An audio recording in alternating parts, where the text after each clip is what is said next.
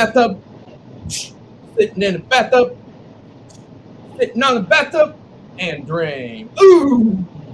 What is up, troopers and grinders? Jesus Christ, what's on my reflection? How's it going, guys? Hank, Idaho Statesman. I'm coming to you impromptu on short notice, going completely overweight at the scales. Half of our pay has been docked for this stream, but we're pushing forward because we know we've got a shot at entering the UFC with this one, boys. So, yeah, we are always going to show up on Sunday for recap streams. If an atomic bomb dropped on the United States, we like the cockroaches would show up in our underground bunkers and continue to stream for you guys. So, death, taxes, SkateTank MMA recap on Sundays, baby. Let's go. Damn straight. Let's go. How are things going with Yeah, you? I am.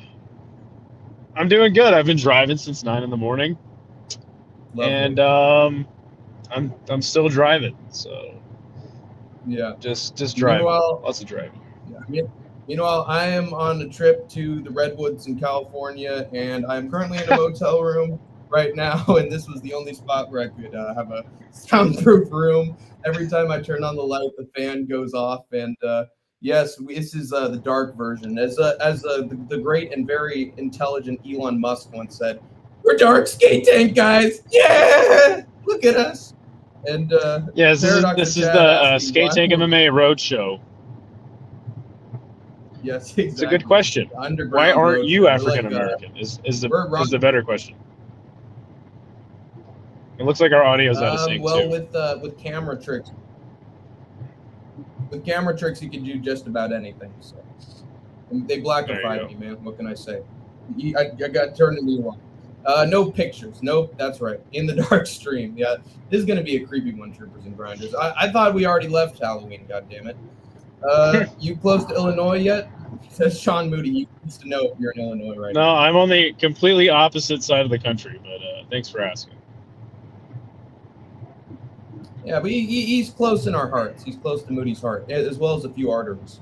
I drank a sour melon for Yoko. If you want the strangest flavor experience of your life, this is it. Well, you could always pour it into my bathtub right now, and I'll drink it through a straw.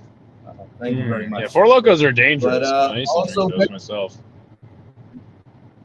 Yeah, but also very strange right now, or at least something strange that happened this weekend, was Hank the Tank actually beating Idaho Skatesman in the Rush Hour Tapology League right now, which is, I never expected that in a billion years. And to make it even worse, Hank the Tank won by only 25 points because Hank the Tank was the equivalent of a camper in Call of Duty and did the Hank way of doing all the decisions that Skatesman does and then making it only based on the picks, and Hank the Tank prevailed. And I got very lucky that Rainier DeRitter did not go to a decision with GM3. It's the only thing that kept Skatesman and I from tying, and Skatesman was down to a very respectable 11th place and tanked the skate Hank at 5th. So there we go. Very closely. Don't let the results fool you. This was a close one. Yeah, if you would have just stuck to your normal strategy, you would have killed it. That is true. That's a good point from Skatesman. There were multiple times, I believe it was Radke and maybe Aleski dos Santos as well, where like I had them by finish at first, and then I pivoted the decision. I would have dominated even more, but I'm sticking to the Hank way until because here's the thing, man. We've only got a few events left. I don't want to take a skateboard to the shin, so I'm going to win this thing or at least tie it. However I can, so that we both have to suffer. Yeah, we got to get the chat to tell us exactly what you guys want to see Hank do when he inevitably does lose our pick'em contest. So suggestions in the chat always welcome. Yeah, I know what my punishment for Skatesman is going to be. I will have him do a marathon of watching wrestling matches. They aren't even going to be the good ones. They're going to be some of the worst matches I've ever seen in my life. But, and the Skatesman, he's still deciding this. So it's up to you, troopers and grinders. Well, I think you might actually get like physically injured, like beyond repair, if you take a skateboard to the shin. But yeah. Yikes! So I'm gonna need a replacement, folks. I need one before December. So for Hank the Tank's own health, I won't be streaming anymore if I don't get another punishment. ball is in your court now. I'm assigning all blame to you for my my punishment and my suffering.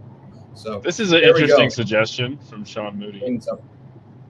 Yeah, it is a good. Wait, from Sean Moody. Hanks needs to sleep with a fat hooker. I need to go to Figueroa Street. I have to shoot a documentary of myself going to Figueroa Street. Oh God, that'd be real bad. Okay, I'm gonna wait for some other options, guys. Just a little bit, okay? Ring me up. Let me know. But yeah, let's get on to some other success for Hank the Tank, which was very rare.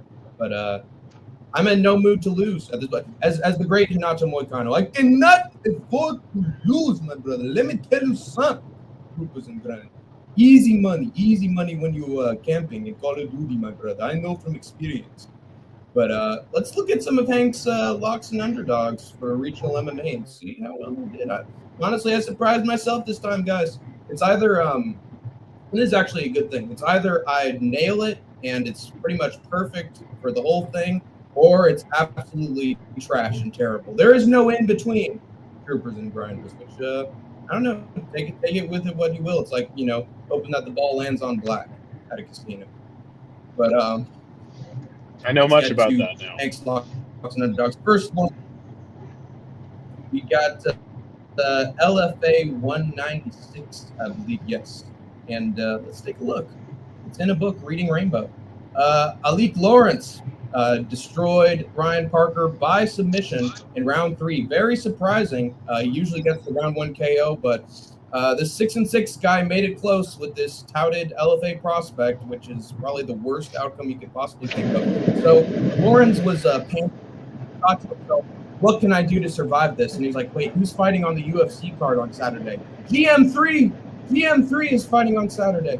I have to do something. And so he decided that he would take down his opponent, head and arm triangle choke him, and he pulled a GM3 special in the dying moments of the fight. So it's like that one guy that Chris Taco Padilla was thinking of super left with the elbow coming in. This guy, Alik Lawrence, thought of the GM3 special in round 3. So good work for Alik Lawrence. He does his homework. He is a true hardcore MMA fan. He a fan. And then Hank the Tank's lock for LFA 196. Good old Casey Tanner, brother. I knew that he's a member of the Tanner family right there under Evan. He's got the blood of a champion. And he showed it on display against Mikhail Serenia. Honestly, Tanner started to get better and better with the striking as the fight went on.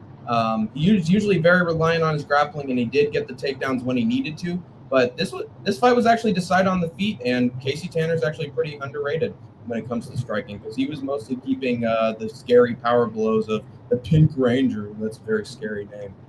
He kept him at bay.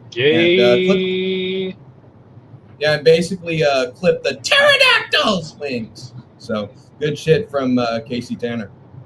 And that's it for LFA 196. I think we're on a really bad audio delay, like a news channel right now.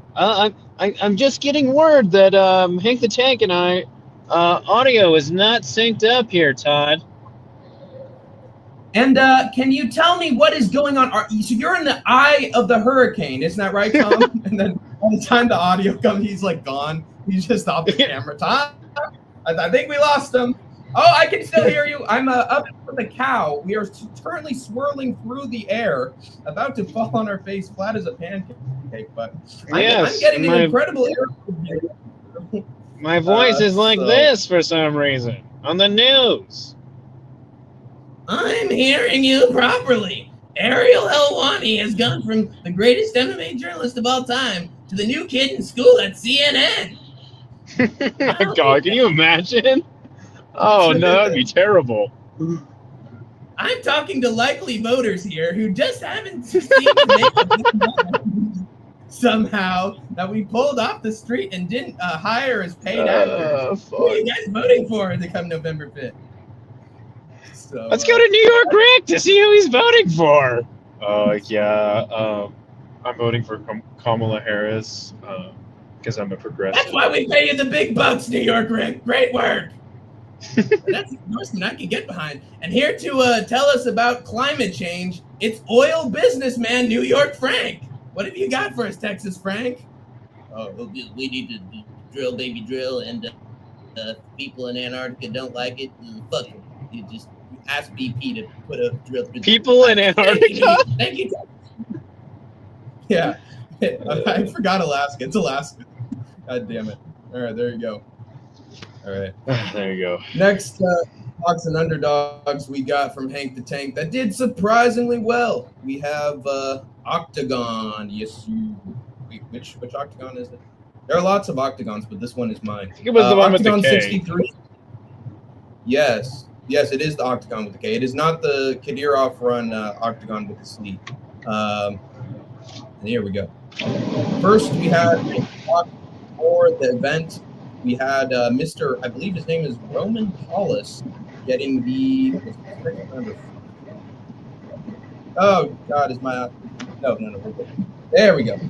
We had a man by the name of Roman Paulus getting the round 2 sub over Jamba Juice, John Ellenin, Kamala Harris. Well, usually the Hank the Tank method is I gotta have him by round 1, but they always prove me wrong. Everybody's trying to pull fucking GM3 because it's GM3 fight week, and he was able to get the round 3 sub. At the end of the day, Ariel, he was able to get the submission. So, good stuff. And that was Raul Rosas Jr. That's right. I've loved this kid from the start. Just like Patty Pimblett, I saw him on the regional scene, and I saw that crooked nose, and I was like, who the fuck is this freak? And then he got the submission. I'm like, this kid's going to be a star. I need to interview him before anybody else does so I can get all the credit for everything he's done. So, by the way, I've been at Degenerate. Hold on, I've been at Degenerate Dane's house all week, and he's been indoctrinating me. We've been reading the Communist Manifesto every single night. So, yeah, I'm full on communist now. Woo! Let's go, Idaho Skatesman. Finally, I was waiting for the day. So, yeah, you can join my buddies on that alt-right MMA Discord over in No Chill's political server, and we can have all sorts of fun because we got a few communists. Oh God! To join. I need Skatesman to grow his hair out. Like I know it's grown out enough, but I need it to start growing out on the sides, and I need the beard to have a bunch of food in it so that we can finally have Skatesman Marks, true statesman Karl Marx. But now we got Hank's Underdogs for LFA 196. Leandro Silva. I said that he'd get the decision win over Mate Cortez, and because he's the Brazilian, and there's going to be at least one Brazilian underdog on this regional MMA shit, and he got it done the exact way that Hank the Tank said he would, because he doesn't get finishes, he never does, and even the guy he was fighting always got decisions. So I picked him to win a decision. It worked out, and that is it for Hank the Tank's Locks and Underdogs for regional MMA. I swept it, baby. So you can be proud of Hank the Tank this time. Good shit. All right. Yes, sir. But did you watch any MMA outside of ONE FC and UFC? Nope. Okay, moving on. Oh wait, hold on. We got a Hank Blaze comment from Andrew B. I have to read this. Why this channel is so good? Because of you, Hank. That's right. No, nobody else. None of our cameo appearances. Not even the guy to my left. It's all Hank the Tank's fragile ego. And I mean, that's because Andrew B is very childish, and so are you. So you guys just associate with each other. Right. I'm just waiting for Kobe Wiggle to show up so we can compare some fighters to. I think you cussed him out enough that he doesn't want to hang out here anymore. Hey, I saw him on Hank the Tank's Fight Companion. Okay, me and Kobe are homies now. Okay, he invited me to the Lakers game, and now me and Kobe are good buddies. I like Idaho's hair. He's so slick. Well, I wish I could say the same, but unfortunately, I'm looking at a black screen, like an opening title card, right before it gets to the opening scene. It's slick. It's so slick. It's like that fish in SpongeBob. My eyes! Surgery in the morning, and I'm probably gonna try and sleep before it. I would, Sean Moody, and you'll wake up on the operator's table. Best of luck with your surgery, Sean. Yeah, for sure. And then let's chat about. Do you want to even bring up the Boots versus Karen card at all? Was there anything of note besides Bam Bam Rodriguez on that thing? Well, I didn't watch it, so but yeah, I mean, I heard. I don't know if this is on the same card, but I heard Abdullah Mason got dropped in his fight. Is that true? I think so. I think he still went on to win it, but I think he did get dropped. And then So it's like a half a fraud shot. Did Boots end up getting a knockout, or did he just go to decision with that Karen guy? Because that was the big point of contention heading into the fight. Is like, why do they? I think they're trying to make the best out of a bad situation. Karen being the mandatory again, and putting it in Philly, trying to get Boots a big spot. So yeah, I'm interested to hear about how he did do. So yeah, recapping that card wouldn't be the worst thing. Just quickly. All right. Well, I got a few surprises for you, Skatesman. I got some good ones. Let me pull up the card. Actually, my hip disc is starting to slide forward, so we got to keep this thing rolling along, before I end up in a wheelchair. Almost there. God damn. I was just saying. I mean, you didn't have to bring up the card. You could just in have his to chat own about car. what has happened. a faster computer than Hank the Tank. Maybe not for long. Well, there were a few decent outcomes that I want to talk about. Okay, they won't be for long. I promise. I promise you. So first there was Austin Ammo Williams. I had him as my lock on my alternative account, on my alt account, and I had him by knockout, and he got it done. Absolutely butt whooped his opponent. What was his record? The American, good old John Garrido, but he did not. And that's not John as in John. It's John as in. So after that great performance against Hamza Shiraz, I was hoping that he'd be able to get a knockout as like a recovery, bounce back win, and that's what he did. So bravo, Austin Ammo Williams, and we'll continue to move up. This was actually the big upset of the card. Manuel Gallegos, who you may be asking? Well, he's the dude that knocked out Khalil Ko, guy I was talking about, who gets nothing but round 2 KOs in the biggest upset of the card, and the only loss on Hank the Tank's record on Tapology. Beat the absolute shit out of him. His head was completely affixed to his shoulders by metal bolts, because he just like Ronda's coach said, head movement, Khalil. And I ended up seeing the highlight of the knockout. I ended up seeing that highlight of the knockout, and it looked pretty vicious.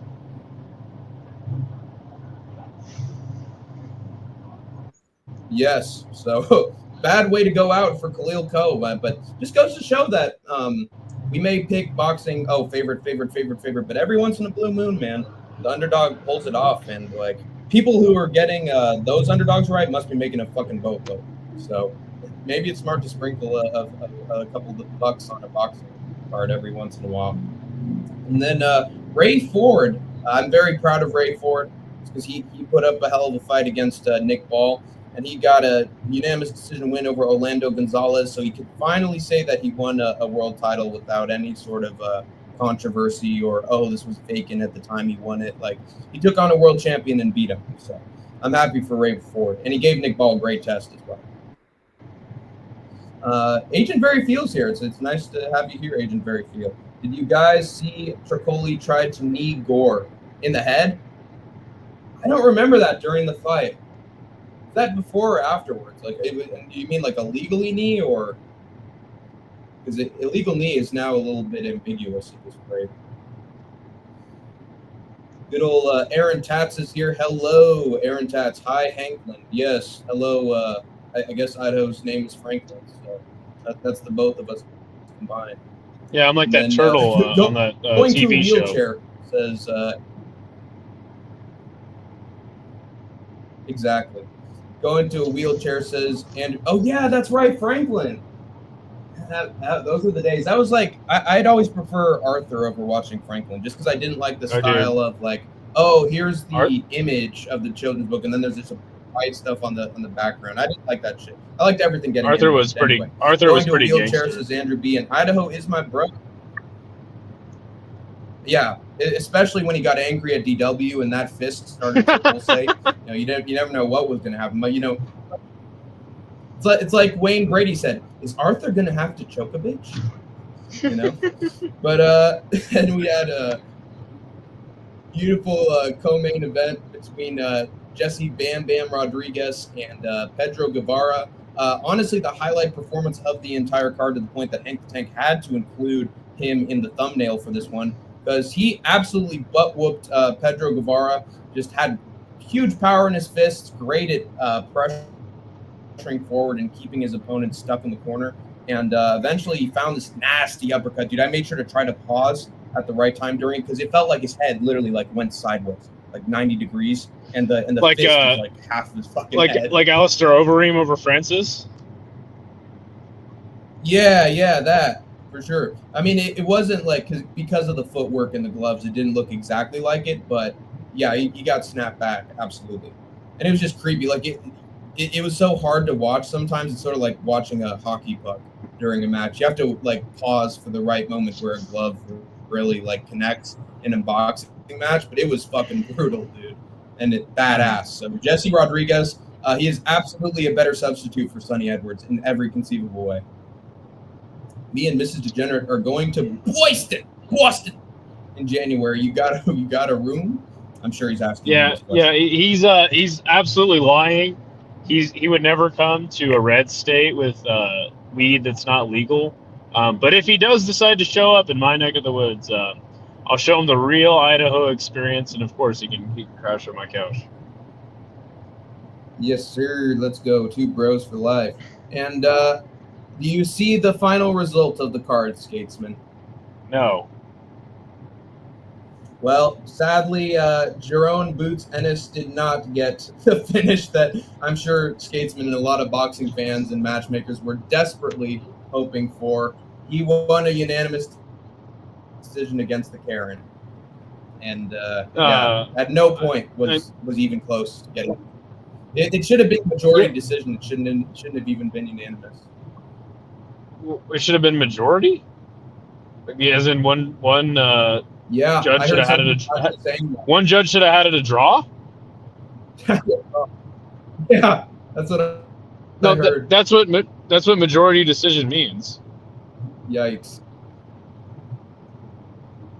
Yeah, So exactly. So you thought that Karen? Decision. You thought Karen had a case to win? Yeah, that's what people were saying online. So you didn't actually watch the fight? Bad performance from Jaron Boots Eric. No. Oh my God! Why are we even talking about it? All right, well, whatever. Because Skatesman is invested in the boxing, and that investment is now out the window because Boots Ennis didn't deliver once again. God damn it! But it is what it is. But I mean, they set him up. That is in the chat. That whole card. My God, our audio delay is fucking horrible right now. Making that fight in general, it was hard for him to look good in the first place because the guy just runs the whole time, you know? Right. Yeah. But if AJ and Cool Breeze are saying he looked bad in a win, then I believe him. You mean Karen got to lock the fuck in? Yeah, because he's actually got some talent. He came close to beating the champ. Hey, Capitan Rafucho is here. What's up with Ennis? Is this the Epic Dark Edition? Is this an Epic Dark Edition? Because I'd like to buy it. I want to buy the expanded edition. You will one of these days, Capitan Rafucho, once we have it on the black market. And I mean the black market. But let's move on to, I think we're going to go on to one. The dreaded number card. Because I was able to watch a lot of this along with Idaho. So I've got some thoughts. So the first thing I'll say about this card is everybody was really bummed out. I was actually supposed to be in Atlanta for this card, and I gotta say, man, everybody was saying fuck Chaudhry, fuck him, he's a bastard, he's a grifter, which is not untrue, but he redeemed himself in my eyes with this card. Not on the excitement level of the card, but for the fact that he graced us by not putting this card in America and having me pay $700 to sit close to the cage to watch this absolute garbage fest, clown show, of a card that was decent, but honestly, like the three last fights left a bad taste in everybody's mouth. So, thank you, Chachi. Yeah. Yeah, I'm sure that was totally intentional of Chaudhry, who knew that the card would be bad ahead of time and made sure to spare his American fans by making sure that only Thailand had it stuck up their ass. So very intentional, Chaudhry. Yeah, totally.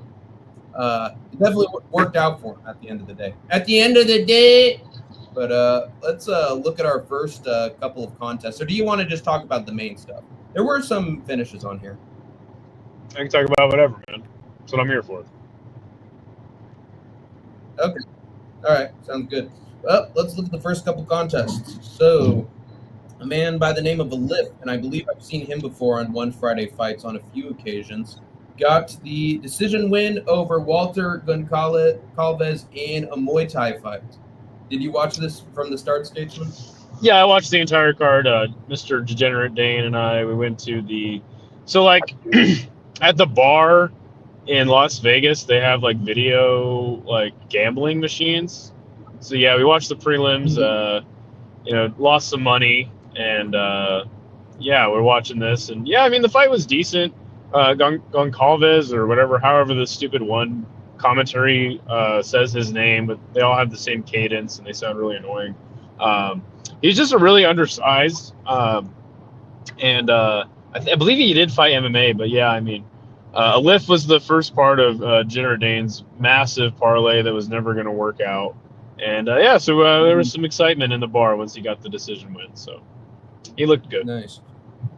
Chummy Boy thought that Ali didn't look good. He said he looked fragile, and it wasn't his first fight that he almost got finished, apparently.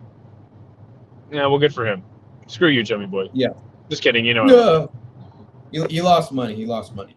And then Ayaka Miura got her classic scarf hold Americana on Another Day, Another Bina Macarena, Hey Macarena, and Aragon. She has gotten, I believe it's like 3 scarf hold Americanas. Wow. In one alone, but like beyond that, she's gotten like 4, 5, 6, 7. Like it is her patented submission hold. And a lot of people were saying, "Oh, this is an easy wash for Miura."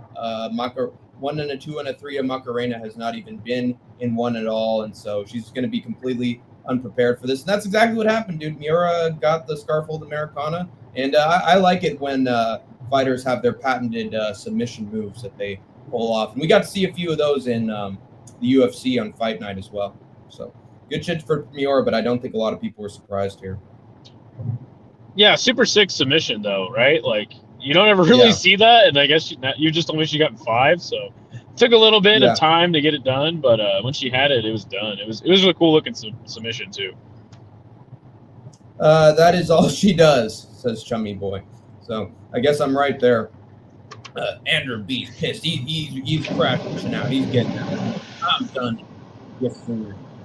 And then AJ says that she's getting the Chaudhry treatment. Is that a good thing or a bad thing? It's probably good at first, and it's probably giving the treatment to Macarena. I wouldn't be surprised. And I'm not even mad she tries to get that finish every time. Yeah, because it's a badass submission she tried to do. Oh, she's the GOAT. She's the atomweight GOAT. John Jones. And then we had our third fight between Mohamed Yones Rabah taking on Eddie Abasolo in another Muay Thai fight. How did you like this? This was a badass fight, dude. Badass fight. Obviously, yeah. Obviously, we know that Jay in the lead up to this, and so we were kind of all for him. It's fair, but Rabah was a lot bigger than beating up on him knees. You know what I'm saying? Eddie Abasolo by the end of the first round looked like he was about to get finished. Second round comes along, same thing. But in the third round, in the waning seconds of the round, he fucking dropped Rabah and damn near finished him. And shit, by the time the final bell was rung, I mean, I don't even think Rabah had all his wits about him. credit to Rabaugh for hanging in there. But Eddie Abasolo, even though he loses this fight, fucking gotta give him credit, man. Yeah. So that guy's a fucking dog. Yeah.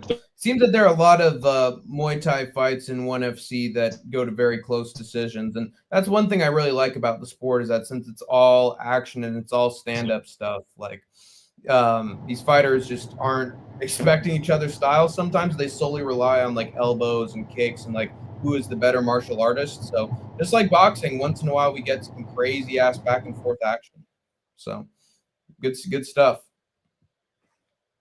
And then our next fight was Mr. Marcus Buchecha defeating Amir Al-Akbari by rear naked choke in a very shocking turn of events.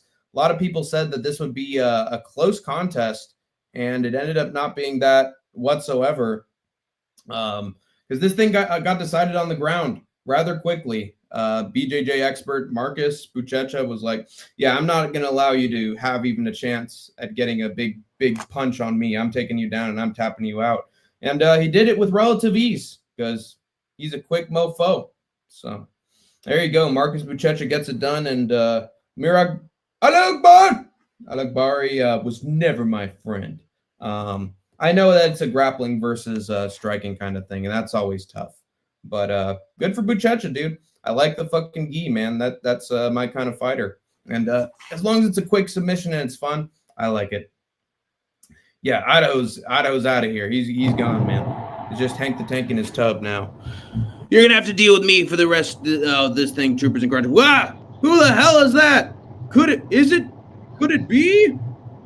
Oh, it's Skatesman. Oh, he's back. Look, it's Skates. He's now on the bottom and I'm on the top. What a turn of events, guys. Crazy. Yeah, it's crazy. Maybe hopefully our audio lag is fixed now. Maybe, I don't know. Yeah. Well, congratulations, Skatesman, because you are Andrew's friend again. So, congratulations. Yeah, he changes his mind constantly. So.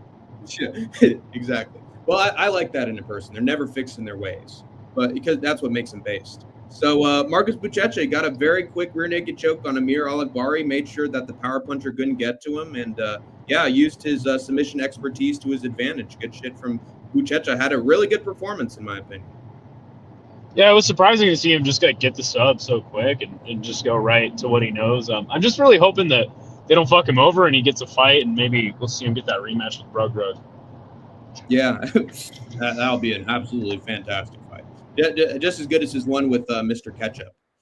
But then we had the man, the myth, the legend, the Muay Thai, Muay Thai legend. But now he's a kickboxer for some reason. Just like John Lineker, Sam A translates to the sport of kickboxing remarkably well and beats the crap out of Pemi and Zhang. Was this a close fight, Skatesman?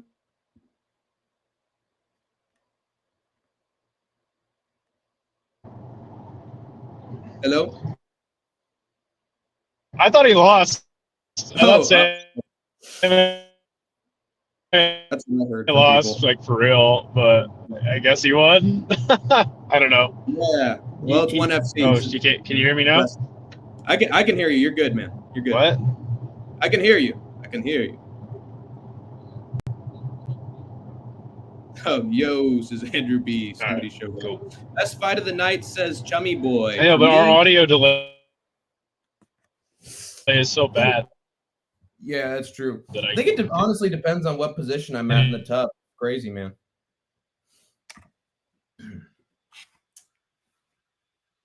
Damn it.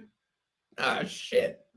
But yeah, good stuff from Sam A. Muay Thai legend. Gotta love it from Sam A. And then we had not a grappling match, but an MMA match between Cade Rutolo and Ahmed Bushtaba. And everybody was saying that Ahmed was actually going to be sort of a threat for Cade Rutolo in this fight, and ended up not being the case whatsoever. Cade Rutolo actually knocked down Ahmed Mujaba with a huge right hand, and then a very quick Darce choke to boot. So looks like Ruotolo's starting to fit the glove of MMA pretty well. What do you think, Skatesman?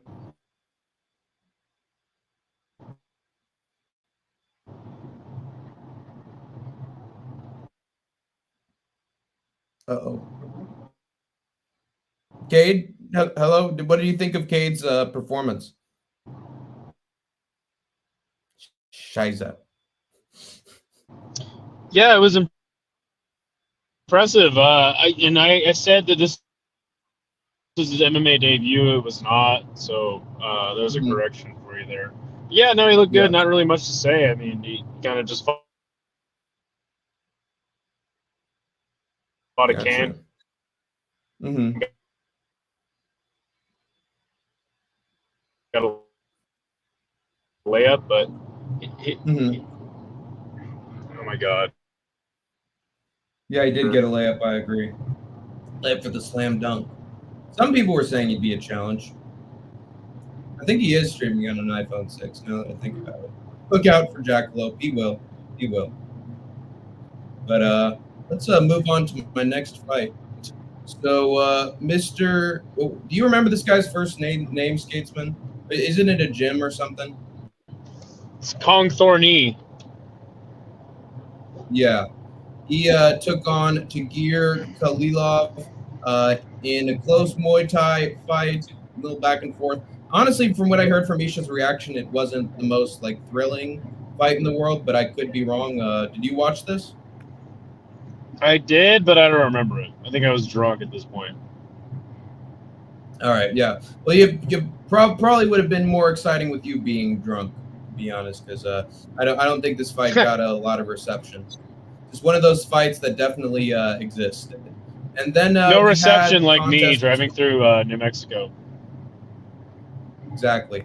But then Adriano Moraes, he is so back, baby. We're so back. But honestly, didn't have the best of performances against Danny King God. There were moments where he was trying to get him down, trying to do effective control on the ground, and just couldn't do it. And I noticed this since the DJ fight. It just feels like Moraes, I know that he's gotten a lot of submissions, but he just didn't look that impactful or frightening on the feet. It wasn't a lot of, oh man, when's he gonna hit this knee or that punch?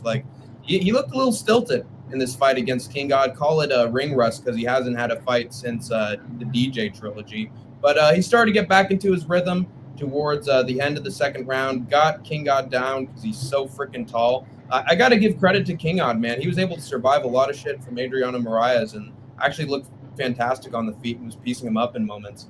But Moraes was able to get him down with the huge frame, locked in the guillotine choke. He is so back. Maybe not so back, but he's definitely back.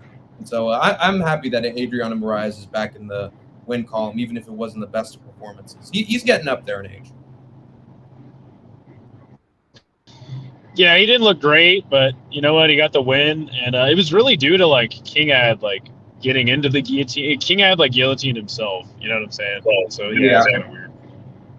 There you go. Well, just goes to show, man. Don't be silly. Jump the gilly, because likely your opponent is going to be sillier than you are. Breaking up bad, using that Obama phone. You might be breaking bad as well with that. What the fuck was he in jail for? Oh, wait. Was that King Odd or Moraes? I don't know. Chaudhry jail? Yeah, Chaudhry jail. Yeah, definitely. For wanting to fight. Got Chaudhry jail for that. I think there was another fighter that was in jail. Wasn't it on UFC or something? I forget. There was some fighter that had a run-in with the law. I think it was Tricoli. Tawfiq Musayev. Yeah. So the few felons, convicted felons on this weekend. What does that say about society and politics? We will never know. But then we had our co-main event between Jackie Boonton and Anissa Mexen, and apparently this fight wasn't the best and had a sort of a strange decision that was pretty arguable in some people's eyes. What was your interpretation of this fight? The fight was fine. It wasn't good. It wasn't terrible.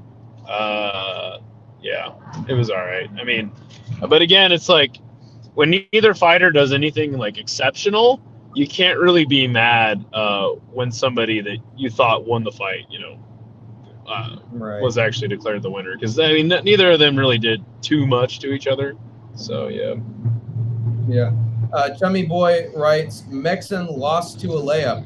Yeah, it seemed like she was supposed to win this fight, and then Isha, I believe, at one point was like, dude, Buntan should win this. She had more effective damage and control in the fight. Like, she should win this shit. Like, if the judges know how the fight actually went, they would score it. And a lot of people breathed a sigh of relief that Buntan won. So it seems like the people who were watching were happy with the results. But it was a close fight. You know, And, it really it just goes to show you that Stamp Fairtex just needs to come back. Mm-hmm. Yeah, to breathe some life into this thing once again. Fuck 309, PFL forever. Couldn't agree more, Degenerate Dane. Couldn't agree more. Well, PFL forever. I don't know about PFL, but maybe some other sports organization that's happening on Saturday. Speaking of both opponents not doing anything effective or impactful, and combating Skatesman's point about the big names needing to come back, Rod Tang gets a unanimous decision win over Jacob Smith in a fight where he just was like lifting up his knee a few times and being defensive and just overall looking like shit and refusing to have a fun fight with Jacob Smith and doing all sorts of fucking antics as well. So, and kissing the ref at one point and truly fulfilling his ladyboy arc. So, yeah, Skatesman, what do you have to say about this whole saga of Rod Tang from hydration test to fight week?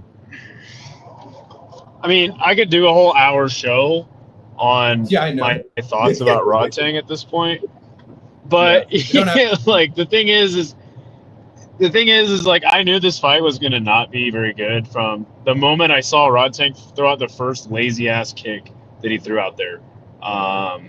He cruised, and credit to him that he could cruise and still like hurt Jacob Smith, damn near finish him, open up a big cut over him. But yeah, he's Fraud Tang. He's a Tank Davis of Muay Thai, and I'm just kind of sick of Rod Tang. It's a really crazy fall from grace, if you ask me.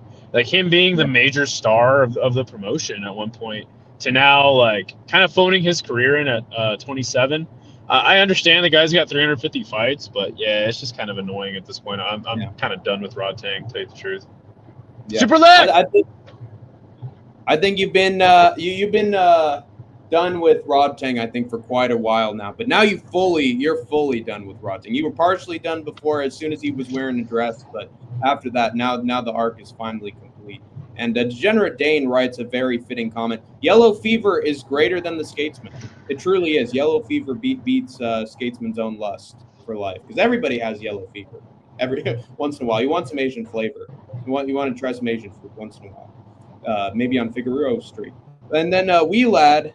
Oh, I don't think we've seen Wee. We might have seen Wee Lad before, but this might be the second or third time. What is going on, Wee Lad? Welcome to the SkateTank crew. My girlfriend just broke up with me. Oh my God, this is bigger than any news or fight results that Hank the Tank Grotto Skate talking about. And then he says, "I think man, I'm done with you don't need that bitch. Fuck her."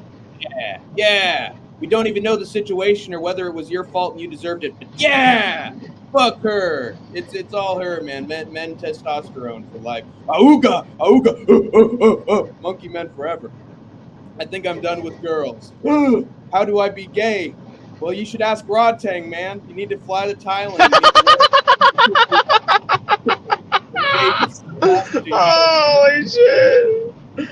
Nice. Every once in a while. That's how you be gay. You gotta watch some more Rod Tang fights, dude. That'll help.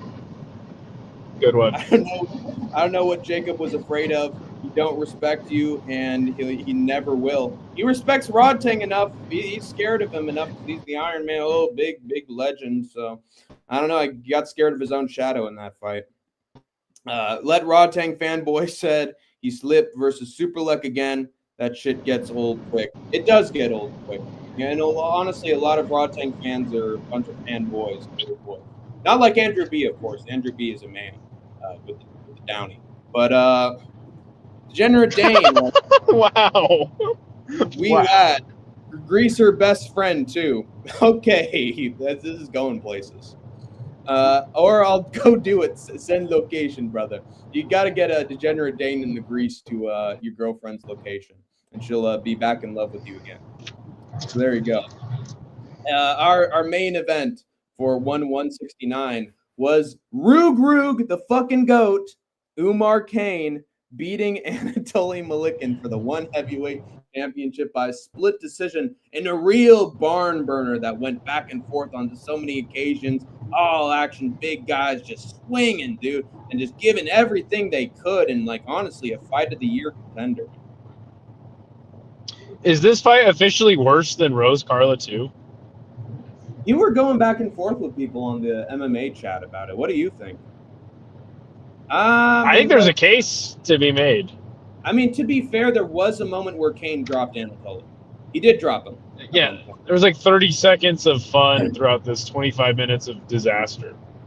Yeah. Maybe it's tied for first? Like, coming from Skatesman about, like... It's definitely the worst fight I've ever seen in one. Yeah. I mean, definitely the worst in one. Okay, we can agree on that. But, like, for Skatesman to wonder whether that is worse than Rose versus Carla 2, that's got to be real bad. Like, it wasn't to the point of me, like, giving up entire faith. It was terrible. But it was at the point of, like, giving up your entire faith in company. So... I've heard people saying, dude, one's cooked. One's cooked after this. Like, this card was so fucking bad. One's on the ropes. One's fucking dead. It's at that point. So, yikes a Rooney for this nightmare of a fight. Like I said heading in, the number cards are always bad. Like, outside of the Denver shows. Yeah. But and it's a shame because it seemed like the first 7 or 8 fights on the card were actually delivering, only for the last 3 to pretty much ruin everything and take the good taste out of everyone's mouth. There you go. And that's the thing, man. Whenever it's big names, the big names tend to fuck up the card more than anything else because they're the ones that the fans have the most investment in and are like the most fights. And then when they don't deliver, it's like Men in Black, like erasing with the fucking device, and people forget, man. People forget all the good action that happened before the atrocious, like, main card. It's just a shame how main cards can really ruin everything. But that's what they often do because the fighters involved are a bunch of prima donnas more often than not. But let's go to the main.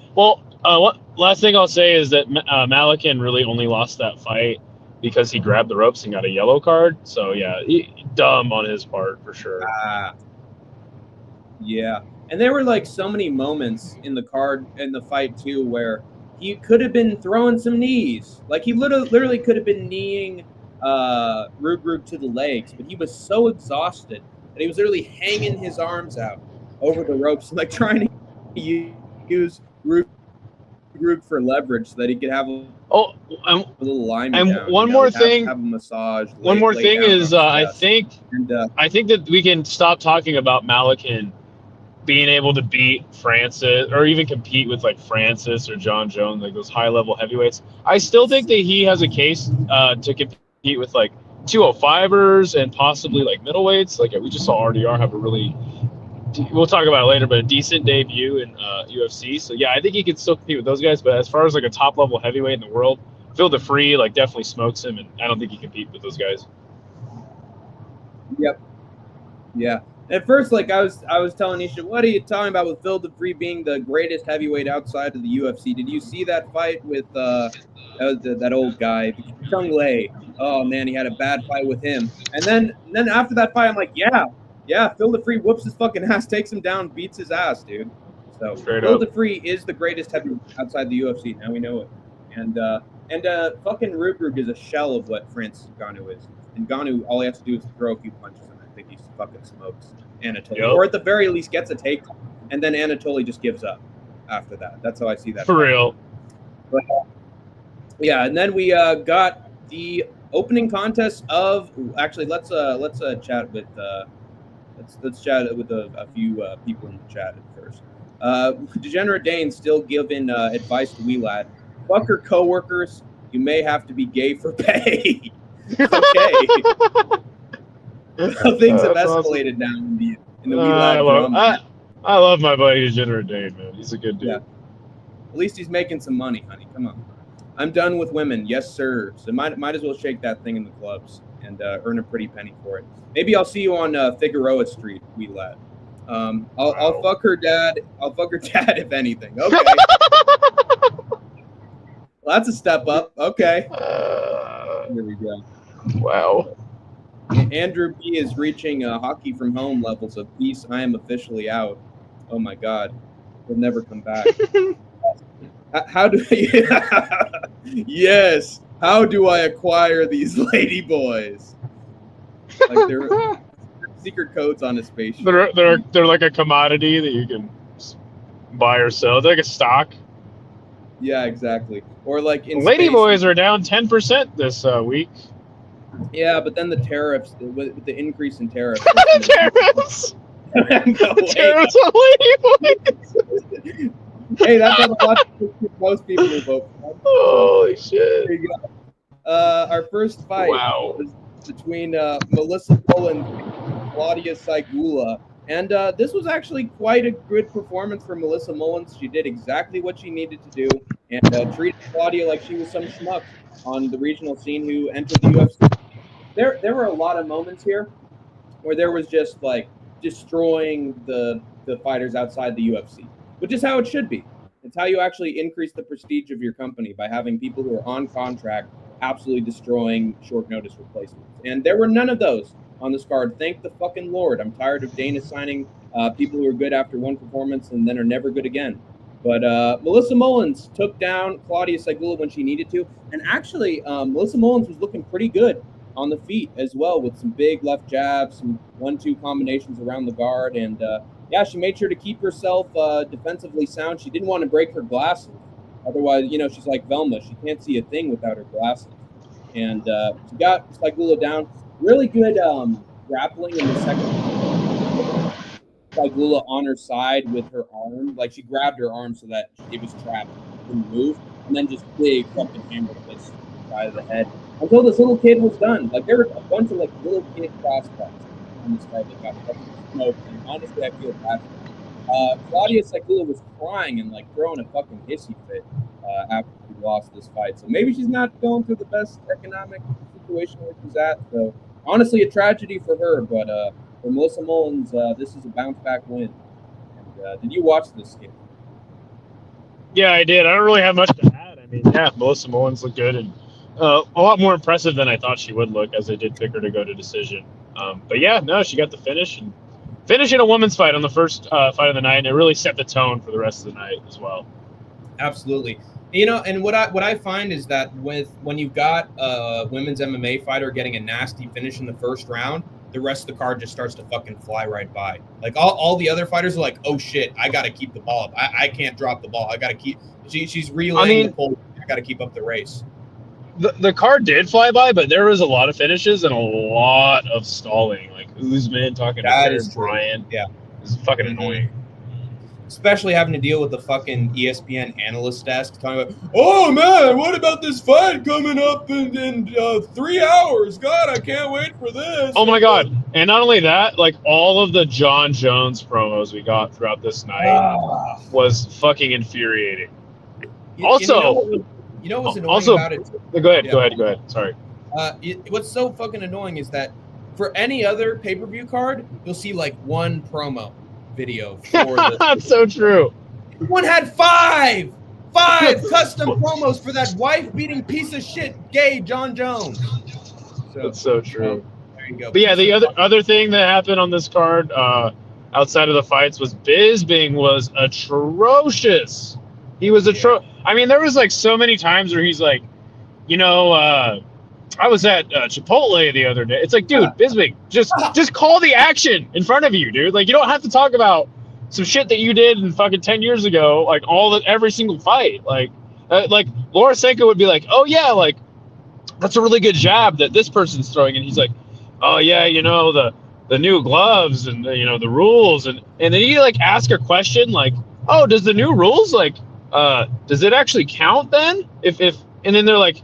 And then Brendan Fitzgerald would have to be like, Toyo Tires, the tires sponsored by the UFC, like just to break everything. It was terrible night for Bisping. And here's Forrest Griffin in his car. Oh, man, he's driving in with those Toyo tires. Ha ha! DraftKings, the place for you. Hey, Dustin Poirier, stop dreaming about mouse traps. That's crazy, man. Yeah. But, yeah, dominant win, and the rest of the card kept up the momentum. I'm going to get a glass of water real quick, but break down Gore versus Broccoli, Skatesman. So yeah, shit, what even happened in this fucking fight? Oh yeah, that's right. Tresean Gore got a standing guillotine on the much taller Chukoli. Chukoli looked terrible the whole time, honestly. Tresean Gore looked a lot better than I thought he would. I was kind of going back and forth on it. I thought Chukoli might have had a case to win, and Tresean Gore would get a decision win. But I did criticize Gore for like not really like having that killer instinct, and he appeared to have it this night. So maybe eat some crow. So good win for Tresean Gore. I'm excited to see what he does in the future. Eat that crow, Chael. Eat that crow. There you go. Zygula does not belong in the UFC. I agree, wee lad. She deserves it. But Degenerate Dane thinks she does belong to OnlyFans. That's just dark. Fair. It's messed up. No women, only dudes. John Jones style. Yes, sir. Yep. Wee lad, you should watch some tape of John Jones. You should watch some arrest footage of John Jones helping out the homeless people, and just study all the great John Jones interviews, and you'll learn how to be a gay. No feelings, only cocks. Yes, it's honestly like Patrick Bateman learns that he's a homosexual as he keeps murdering women. So there you go. With Tresean Gore, I thought that he was going to have that same killer instinct he had against Josh Brown. And, dude, it played out exactly like I thought it would go. I mean, I picked him by decision, so obviously I'm bullshitting there. But I did think that Tresean Gore would be the more aggressive guy of the two because and Tony Broccoli has absolutely no fucking testosterone and no motivation to fight in the cage and looks like a bag of potatoes in there and is just waiting to be hit. And instead of hitting him, Tresean Gore decided to work the first time. This guy's a schmuck. Why not do it a second time? Gets another classic Tresean Gore pulling the entire head off its shoulders. Guillotine. If anyone's stock went up in this fight, on this fight card, at least top 4 guys, one of them has to be Tresean Gore. And I'm actually sad that Gore didn't get a bonus for this performance, given that he finished his opponent in the exact same way, even quicker. But yeah, he was a pretty bad opponent for him to face. So I guess I don't entirely blame the UFC for not giving him a bonus. But there you go, Tresean Gore, dude. He is I wouldn't say he's a problem, but he's definitely got his way to win that he is starting to work out for him. No, Hank, you should always blame the UFC. I should blame the UFC, you're right. Paradox in chat, I won 9 pounds on NBA. Wow, you got to be a millionaire now, Paradox in chat. You're almost at the point of being able to pay for that. Anakin MMA, Broccoli is tall and doesn't use his length at all. Yeah, he has 0 fight IQ and he's only fought hands in Brazil, so he has no idea how to deal with guys on the big stage. Foley is just bad. Yep.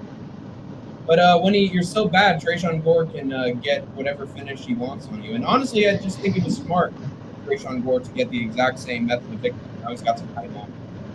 But our next big matchup, and the one that did get the bonus for a submission, Damon Blackshear gets the rear naked choke on Cody Stamann.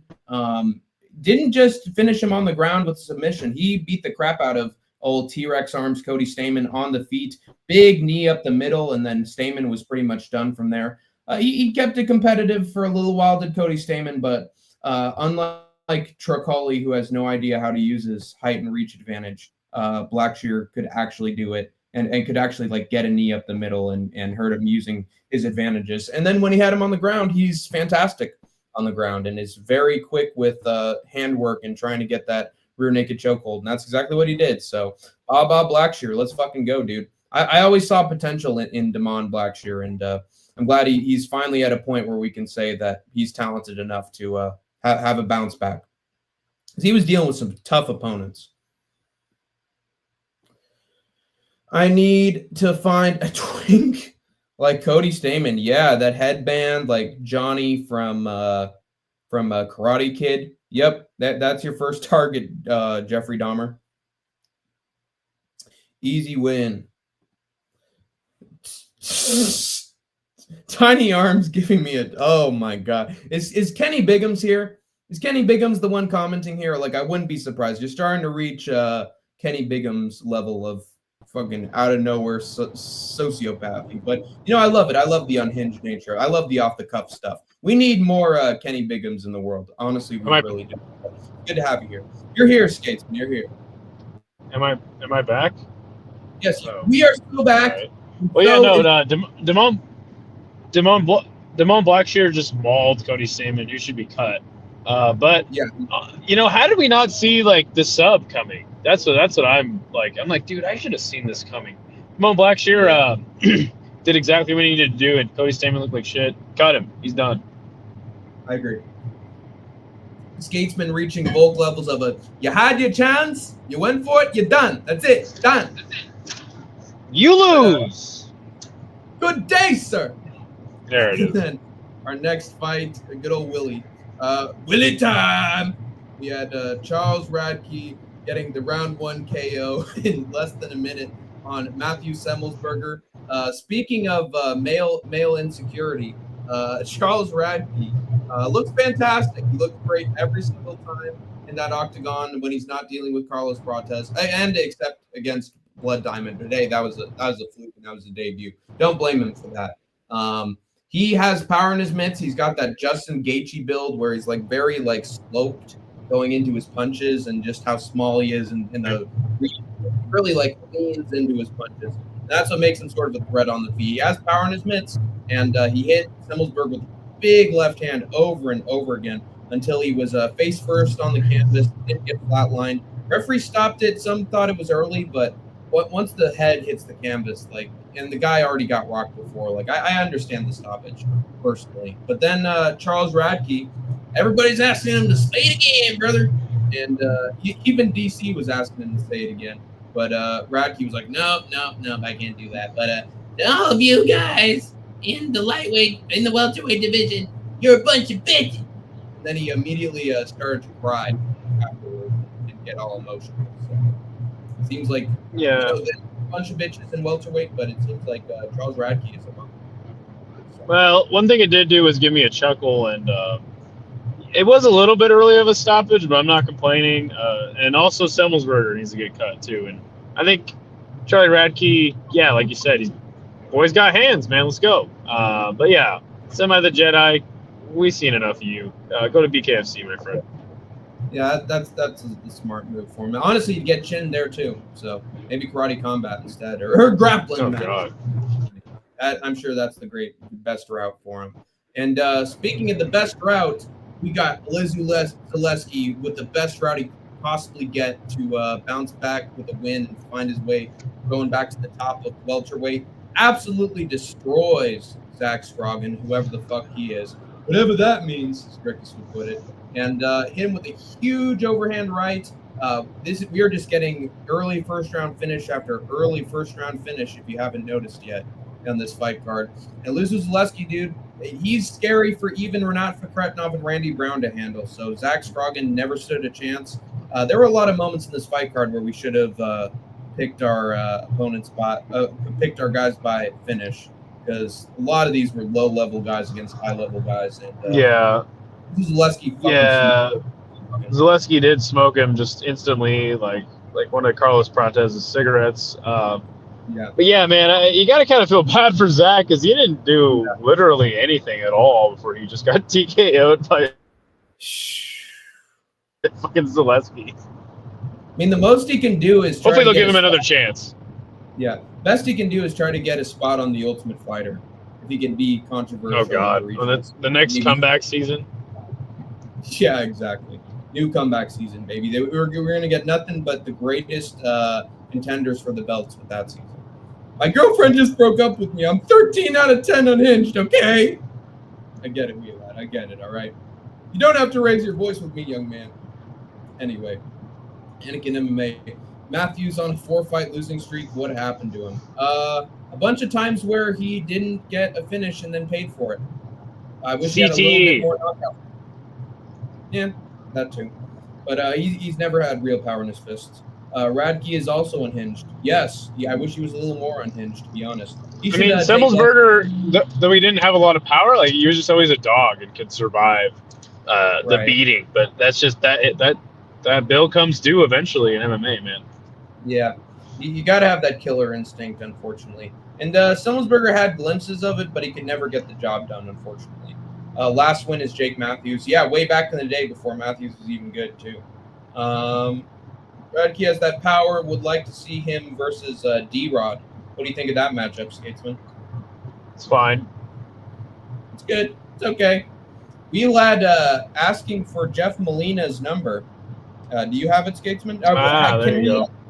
Can we contact? Well, let's see. I am in New Mexico. I might be able to make a detour to Albuquerque and get it for you. Yeah, and also we have a connect through No Chill MMA who wrestled with Jeff Molina in high school, and I'm not making that up. So probably could message Jeff Molina on Instagram with a message or two about a hookup with Wheelad. And I'm sure with a name, I'm sure with we'll the see name what we like can do, man. In there, you know. L post-fight speech after a W performance. Yeah, that's Joaquin Buckley's level of fumble the bag after a win. So there you go. Alizu got lucky. He wasn't fighting Dalby. That is true, but you know, probably would have had a close fight. Yeah, you're absolutely right. Hank. Yeah. Scroggin ain't no Benoit Saint-Denis. Yeah, but honestly, he might have been Benoit Saint-Denis if not for the fact that Benoit Saint-Denis has a granite fucking chin and refuses to be finished by anybody because he was getting hit with fucking 30 punch combos by Alizu Zaleski and refused to go down, whereas Scroggin took one over him. So difference in fucking form. Guy was a former friend from Army guys. Makes sense. Anakin knows that's been taking the original match. Zach just wanted the paycheck. I don't know if he wanted the paycheck. That's a young man who hopes to really and Paradox Chad wants Radke versus Mike Malone. And no, they'd never make that match. Yeah, Wheelad agrees. No way. It's a decent matchup, though. Yeah, easy matchup for Radke. He fucking destroyed Mike Malone. And then we had a fight between Denise Gomes and Carolina Kovalevich.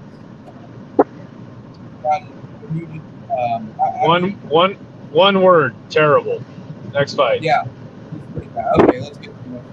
Yeah, Gomez had a little more power. Carolina Kovalevich. Yeah, she just gets victimized. It is what it is. At the end of the day, and then we had Mansour Abdul Malik making his UFC debut against Dusko Todorovic and poor Dusko, Emperor Dusko's new groove. He did not look good in there. He got a fucking glass chin. Mansour Abdul Malik was cracking him. He went down. His only prayer were a few knee bars now and again that failed. And Mansour Abdul Malik is just a scary ass mofo on the feet. He's got power. He's got grappling skills. He was able to knock out Dusko despite being in a leg lock. Still found a way to get some overhand rights and get him out of there. So Mansour Abdul Malik actually really impressed me in this fight. Yeah, me too. I faded him heading into this one. I was 1-for-1 on fading Contender Series guys, and we'll talk about that later. But yeah, you know, Dusko Todorovic like always is like a good guy to see get knocked out, and when he does actually get a win, it's fun. You know, just like fun all around. So I'm glad they kind of gave him a bounce back after that knee injury. But yeah, the guy has no head movement, terrible fight IQ, going for that leg lock, and it just killed him. And yeah, Mansour looked really good, and again, eating my crow again, and yeah, good for him. Also, good on the mic, good on the mic too, and that's really important in the UFC. Well, you know, he's hanging around with Sean Strickland, so that's definitely going to help him open up a little bit on the mic when he's chatting with Sean Strickland. No diddy. Yeah, and also he was the Radke that we needed on this card. So thank you for being a replacement, Charles Radke. But then we had Jillian Robertson having the fight with Luana Pinheiro. Close fight, honestly. It was dictated by the third round. But Jillian Robertson, dude, whenever she needs to, she gets that takedown.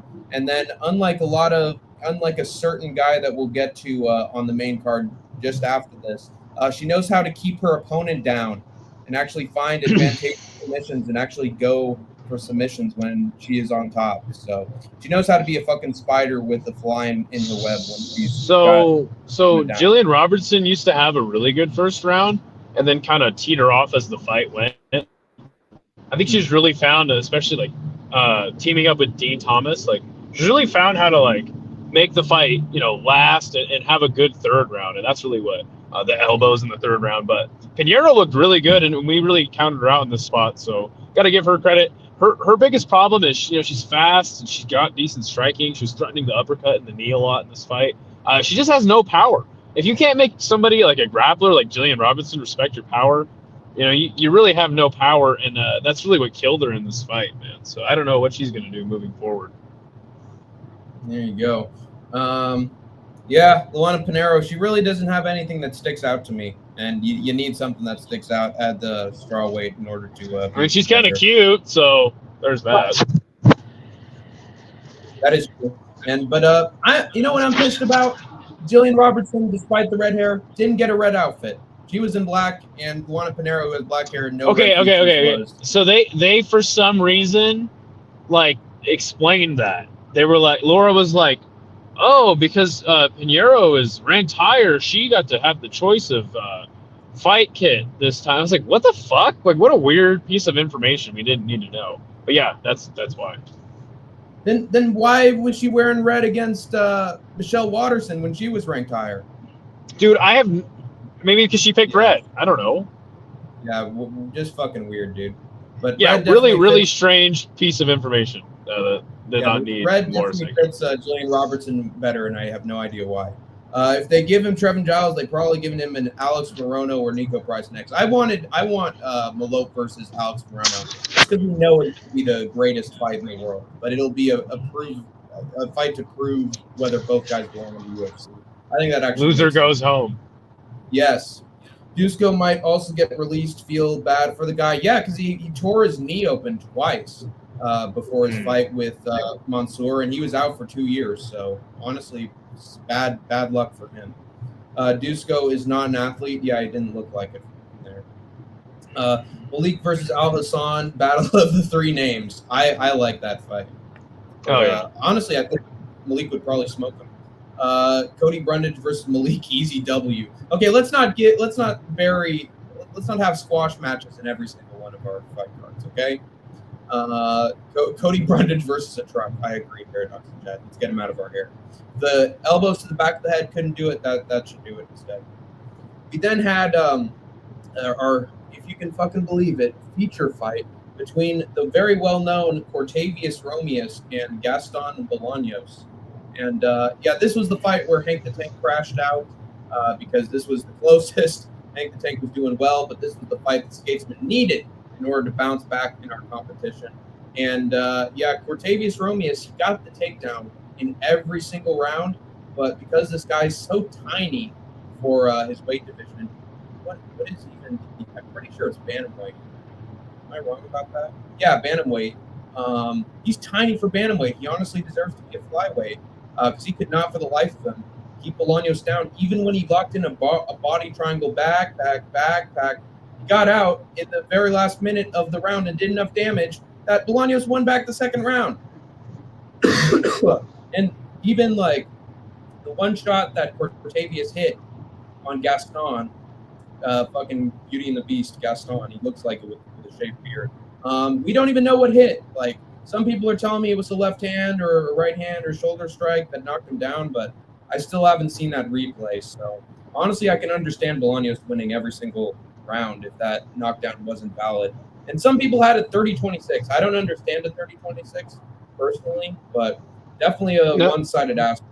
When you say some people had it, and one judge had it 30-26, which is just strange. But yeah, I don't know what the strike was either that knocked him down. It was a terrible camera angle on the broadcast. But I was actually on the phone during this, trying to plan my trip, and looks like I'm going to LA at the end of my trip. So driving all the way to Alabama, then I'm driving all the way back to LA. So call me Alabama, brother, sweet home. Just call me the highwayman.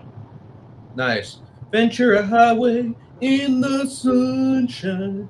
But I did not have Gaston Bolaños entering the UFC with a contract on my bingo card. Did you? I don't know what you're talking about. He's in the UFC. This guy Gaston Bolaños. He beat Cortavius Romius. He's got to be. Dude, signed. he's had a fight in the UFC before, bro. Oh, that's right. Yeah. Oh, I guess so. There you go. Well, but a more interesting tidbit on Gaston Bolaños is Degenerate Dane had a crazy parlay, and he needed Gaston Bolaños, and there was much excitement in the Degenerate Dane household when this happened. And I go, "Is that it? Did your parlay hit?" He goes, "No, I just need Neil Magny to win now." I was like, "Oh my god!" I was like, "Oh my god, no!" He really is a degenerate, dude. That is full-on degenerate level shit. How would you ever be excited when you got Neil Magny as the last leg of your parlay? Abdul Malik versus Bruno Ferreira. That's a fire matchup. I actually like that. That's a super cool matchup. McGee win over Gaston is aging very well. Yeah, I don't see how Anakin MMA could possibly be biased with this take right here and the profile picture. No way. No how. Fucking Mike Malone never ages well. Actually, he does age well, like physically. But in terms of MMA, he doesn't age well at all. I need a Romius-sized guy or a lady guy. Yeah, but honestly, if you know your lady boy is the size of a fucking atom, I don't think she can give you all that you desire. Let's just say that. Wow. Scorecard made no sense. Yeah, it was 29-28. How did Gaston get a 10-8 round? That's crazy. Because no one fights like Gaston, reverses grappling like Gaston. Congratulations to Degenerate Dane. No one gets a 30-26 like Gaston. Imagine picking Magny. I know. He's a degenerate. Yeah, it was hilarious. Malone is 4-1 in the UFC. He's just getting started. Yeah, look out. Look out, all you featherweights. Malone is the new boogeyman on the block. God, that was mean. I'm sorry, Anakin. That one was pretty mean. But Renier de Ritter, co-main event. Thank God this was the co-main event and not Ricky Tercios versus Bernardo Sapage, because I guarantee that fight would not have been as good as this fight whatsoever, especially with Ricky Tercios punching the air. Renier de Ritter, honestly, his ceiling's pretty low, in my opinion, at middleweight. It's a little low because he was somehow finding a way to get pieced up by Gerald Meerschaert. And I get it. Gerald Meerschaert has a good enough striking base in his jiu-jitsu game, grappling game, that he can, keep himself alive on the feet. But, he came close to knocking de Ritter out in moments here. And honestly, if you have a Dricus du Plessis, if you have, any middleweight with even an ounce of fucking power, I think de Ritter gets fucking chinned. I think he gets absolutely demolished. And especially if guy's facing his good takedown defense. This guy's fucked. But, he was able to take down Gerald Meerschaert in moments. Meerschaert got back up and then took Renier down. This was a very close fight, in my opinion. Honestly, if Meerschaert had not been dropped by Renier with 20 seconds left in round one, he would have been 2-0 going into the third. But unfortunately, de Ritter found that big combination at the very end. Unfortunately? Yes, because I'm rooting for the GOAT, dude. Okay, that's why you say unfortunately for me. Why is it just unfortunately objectively? Because your pick was wrong. Wait, what? I thought you had him by round 2 sub. Oh yeah, that is right. I did have him. I know. But honestly, I don't give a shit about the outcome. Gerald Meerschaert's one of those guys where it's I can pick against him, even if it's okay. But you just said it was unfortunate that he got dropped. Yes. For you and for him, but I mean, dude, this fight was fucking awesome. It was great, yeah. But I'm saying, I wish that Gerald Meerschaert had been up 2-0 and that he had that confidence going into the third. Because I'm an eternal GM3 fan. What can I say? I don't care how the outcome of the fight goes, or even if it's good. I just you don't care about the outcome of a fight? Okay. Yeah, it's true. Yeah, hand to God on my mother's grave. Trust me, I've never cared. Your fingers crossed behind your fucking back. I'm gonna get big religious karma for that one. I'm an atheist. But Rainier DeRitter, RDR, man, he honestly did not deliver. He did not deliver what he was supposed to, which was a dominant, big time KO to show that he belongs in middleweight. KO, dude. Have you ever even seen a Rainier DeRitter fight? No. You haven't? No. Oh my, yeah, dude. Okay. Oh, that's fucking funny, dude. Okay, so RDR, like, dude, I think I previewed this fight. I think I hit it right on the head with my preview of this fight. Like, Gerald Mearshart, the more scrappy of the two, unconventional strikes, but like, effective in spots. He can get it done, and dangerous submission guy. On the flip side, like RDR has more conventional kickboxing that's not super effective, but like where RDR does most of his work is in the submission game. So that's hilarious that you would say, "Oh, you're supposed to come in and get a knockout." It's like, no, that's not what he's known for. Like there are moments where like a fighter isn't necessarily known for finding a knockout because they're a grappler, but they've knocked out GM3 before. Like, yeah, I get it, but what I'm trying to tell you about RDR is like that's why I was trying to tell you in the preview show, like this was such a tough, like kind of a lose-lose situation. I mean, you're even sitting here saying he didn't deliver, he didn't look good, he gets smoked by all these other middleweights in the UFC, and you might be right, but like again, it's matchup dependent. Like he was given a pretty similar guy to him, like not that good on the feet, gets it done on the ground. You know what I'm saying? So in my opinion, and like the hardcore opinion was like, hey, you know what? He subbed fucking GM3 in the third round after having a tough fight with him. That's pretty impressive to me. Hold the GM3. Exactly. So have our replacement for GM3 now. Sure. I mean, I get what you're saying, but it's more of like GM3 gave him a really tough fight, damn near knocked him out. It was shocking to see him get knocked down in the second, or in the end of the first.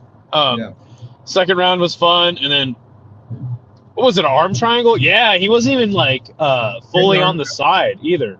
Yeah, just squeeze down, just like how GM3 won against Edmund Chukhadzian, same way. No, it was sick, but I guess fun. Like, I mean, what do you think? I don't have I'm fucking driving across the country right now. But yeah, I don't have like the rankings in front of me or anything like that. But what do you think is like a good matchup for RDR next? Some people are mentioning Abus Magomedov for him. Some are saying Kevin Holland as a potential matchup for him. Ooh, Kevin Holland. Isn't he coming off a loss though? Yeah, he is. I mean, that would be fun. I'm trying to think. Like, do you have the rankings? Like, he's not worthy of a ranked opponent whatsoever. What about like? You don't think he's worthy of a ranked opponent, dude? The guy was double champ and won. Yeah, and he almost got knocked out by GM3. I mean, wasn't GM3 ranked? No, he wasn't. He's outside the rankings. Okay, got you. I mean, look, middleweight's a terrible division, so it doesn't really matter. I definitely think he should be. Someone mentioned him versus Kopylov. It's not bad. Yeah. I think Anakin has a good one. Him versus Rodolfo Vieira. Fuck, that would be pretty sick. But I just think that he should be on the cusp of being ranked, and I think he should get like a top 15, top 16 guy, and then if he looks good in that one, get ranked. All right. I mean, the thing about RDR is like he has a name. He has name value in the game. Yeah. You can't forget that. And not only that, did you hear his post fight? Yes, he did the UFC a massive favor and shat all over one. Bam. If he's gonna be a poster child for, hey, one sucks. I did really good in one, but one sucks, and you shouldn't go over there. You shouldn't get signed for that. That kind of gives him a lot of stock too. Not to mention he does have a high profile, so yeah, I think he should be. I think that's enough to get him a ranked opponent, personally. Dana in his Instagram promo. I love everything about this kid, even though he's in his 30s and he's older than GM3. I love everything about him. It's middleweight. Who cares? Middleweight sucks. Yeah, he chins GM3. Trust. Oh my God, Ritter is horrible. He barely won that shit. Yeah, but he'll be a spokesperson for Anti-1. RDR did what Edmund couldn't, honestly, Edmund did what RDR couldn't and actually hurt GM3 on the feet. So what are you talking about? He almost. Uh-oh.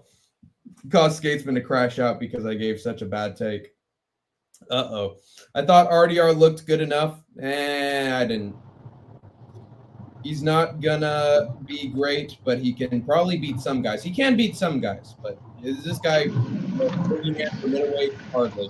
GM3 is always a tough guy for everyone. Look how close he made it with Andre Petrosky, but Andre Petrosky isn't all that good. But GM3 does always keep it close, except when it's Joe Pfeiffer, in which case you get chinned by Joe Pfeiffer. You be like Joe Pfeiffer and get stuck, get destroyed. Sub GM3 with his own move. That's right. That is impressive. Yeah, but if GM3 had gotten the better of the scrambles, he would have won that fight. Hey, look, man. I think you guys gotta not be so hard on RDR, dude. Here's a guy that just lost both of his belts in one to fucking Malakin, and he got fucking absolutely mauled by the much bigger man in Malakin in both of those fights. Leaves one with no permission, gets a knockout in UAE Warriors, and gets signed by the UFC. Dude, I'm happy for RDR. I'm happy for him too. He's like a very likable guy, and I wish him the best. But I just don't think he's going to be like, he's going to be a staple at middleweight. He's going to be. Dude, how many people that get signed to the UFC are a staple in the fucking their respective divisions? Like, I just don't get it, man. He's already had a whole entire career in one. Yeah, I just think there is a guy who's going to chin. That's just me. So I'm just saying I'm not putting too much investment, but I do like. That's fair. That's fair. This honestly deserved Fight of the Night bonus because he didn't get it. Oh, yeah. Who's Joe Pfeiffer? A Wally fucking bitch version of Charles Radke. RDR nearly got a knockout. Yeah, and that is true. He did nearly get a knockout. But then GM3 survived and did what GM3 does and made it very close. He almost got a KO. People have to give RDR credit, yeah, but I'm not going to give him credit to the point where I'm going to push him as the future middleweight. I just don't get your logic, dude. Like every single fighter has to be the future of the fucking division. Like, come on, man. You just said it yourself. He's older. You just said it yourself. He's older than GM3. Like, dude? He had a whole entire career outside of the UFC. Credit to him for getting here. Like, just him being here is fucking amazing. That is true. That is true. Yeah, almost done. GM3 passed the GM3 torch. Yeah, he does it very often. Yeah, to the next GM3, that is true. RDR versus Rodolfo Vieira Holland. Okay, enough matchmaking. Yeah, I just think you just chill. So, me versus Jordan Levitt. Yes. And he's very easy to reach out to, so that could actually happen. Enough RDR booking. I'm getting sort of pissed at this point. I need to move on to the main event. Carlos Prates knocked out Neil Magny right on the side, right on the equilibrium, put him out cold. And, Neil Magny, he tried to get a bunch of takedowns on Carlos Prates. Sort of reminded me of his fight against Miles Johns, where there were just moments where Johns was really on his case and really pressuring forward and getting very close to taking him down. But he never could because Carlos Prates is at the Alex Pereira school of just leaning against the cage and making sure that there's no chance in hell that the other guy can get you down. Not only that, though, like he had incredible balance. Like Neil Magny lifted his knee up all the way to his head and he was able to stay on the feet. It was really impressive. Yeah. So there was no point where he was on the mat. He kept himself alive for a bunch of the first round. And I think Carlos Prates' weakness is always going to be on the back foot. But that being said, like he allowed himself to get a few counter shots to the point where Neil Magny couldn't like dictate the pace on the feet. And then once Carlos Prates was starting to pressure Magny against the fence, it was the beginning of the end. Hit Magny with the big left hand, stumbled him. He didn't look the same. After that, was just on the back foot the entire time, running away. There was a moment where Magny was able to get a like spinning back fist on Prates. Mm-hmm. Like also, this was the first time, and mark this on your notebooks or diaries or whatever. This was the first time that Carlos Prates ended up on top, like on the ground on top. That's right. He reversed the takedown and got on top. I remember. It was honestly a weird visual. Like I didn't expect to see that in a million years. But that Oh well, it was a good visual because I think he got a new back piece. Oh, nice, yeah, good photo op. But Carlos Prates then really pushed Neil Magny and was just hammering him against the cage, no diddy, and then hit him with a big left hand as Magny was like pushing his body forward. That just hit him on the side of the head and completely turned the lights off, and that was it. It's one of those knockouts where you're like, how the hell is that kind of knockout even possible? Was it staged? I heard people actually saying that, fucking morons. And then you look at the replay and you clearly see the left hand hit side of the head. So, damn, knocked him right out. And another cold fucking walk-off KO. Carlos Prates. I love this dude, man. He's a fantastic welterweight. He's going to be a problem. He's going to be an actual problem at welterweight. And gotta love the fight nerds, man. They are putting on some great main events as of late. Yeah, the knockout. So one thing I'll say is like you have to have a lot of power to knock somebody out, not hitting them clean, on their head. And it beckons me back to Michael Chandler's final fight in Bellator. Maybe you didn't watch it, maybe you did, where he literally knocked Benson Henderson out the same exact way, skimmed the top of his head with a shot, and put him out. Almost to the point where you were like, fuck, dude, did Benson just take a dive? Same thing in this fight, but no, it's just that, Chandler and Prates have just incredible power. I mean, if he took a dive, he only physically took a dive because he got hit as he was leaning forward. So he did take a dive. It was not his intention.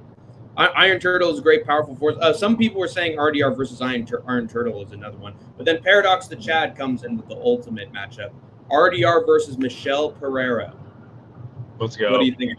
Yeah, let's fucking go. That is the fight. I agree. That is a fantastic matchup. Magny got slept so bad. I wish he didn't return so quick after he lost to Morales. Yeah, he got put on his head in a very similar way by Michael Morales, where he hit that reverse spinning elbow and then he fell forward after that. So honestly, the temple of Neil Magny is starting to really take some damage. I'd have one more fight, like a retirement fight, than get out of there if I were Neil Magny. Prates versus Geoff Neal. Here we come. That's what he wanted. He wanted him and Jack Della Maddalena. I don't know if he'll be able to get the guy's got some balls calling out JDM, dude. That's fucking badass. But yeah, as far as Geoff Neal, like you can't fight Neil Magny and then Geoff Neal. Like that's too much Neil going on in your record. Yeah, you're a Neil killer, man. Like the new Gracie family killer, we got the Neil family killer. That's not a reputation that you want to have.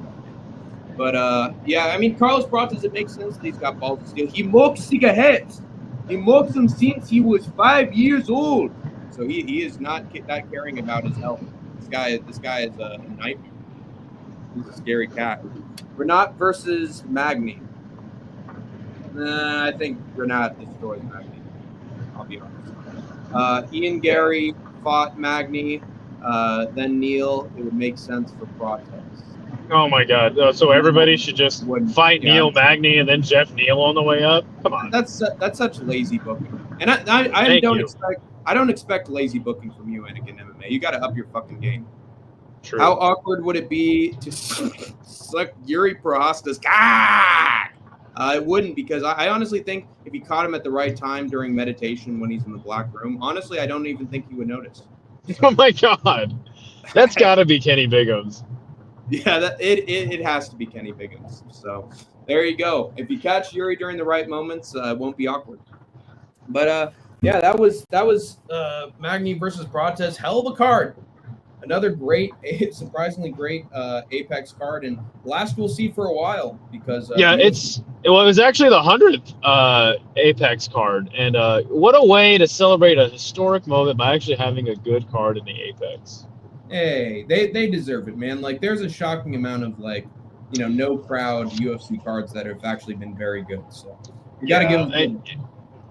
One thing that's hilarious is I did the Fight Companion last week, and it ended up being a terrible card and lasted forever. And then Hank comes back and he actually gets a good card. So finally, dude. Well, I needed to not crash out, so this was the perfect card. Which apparently you did. Yeah, it still didn't stop me. Oh God, I have to go back and watch that and give you much criticism. But no, we should probably wrap it up. I'm still driving, but dude, thank you everybody for just being in here on this terrible production that we've given you today. Hank the Tank and I both on vacation. You guys are the best. Fucking thank you guys for your continued support. Yeah, man, we're gonna keep it up even though we're on the road. So appreciate you guys. You have escaped the war zone for now. Hey, what is this, Darlene? Benjamin's getting lonely. What? Lincoln, we need Lincolns in Washington. I just can't. Is little lad gonna have to choke a bitch? Give me a sandwich. Give me a sandwich, Dave. I'm just playing. I'm telling you. This is not an option, man. If you do not smoke this blunt, we have a problem. I'm Wayne Brady, man.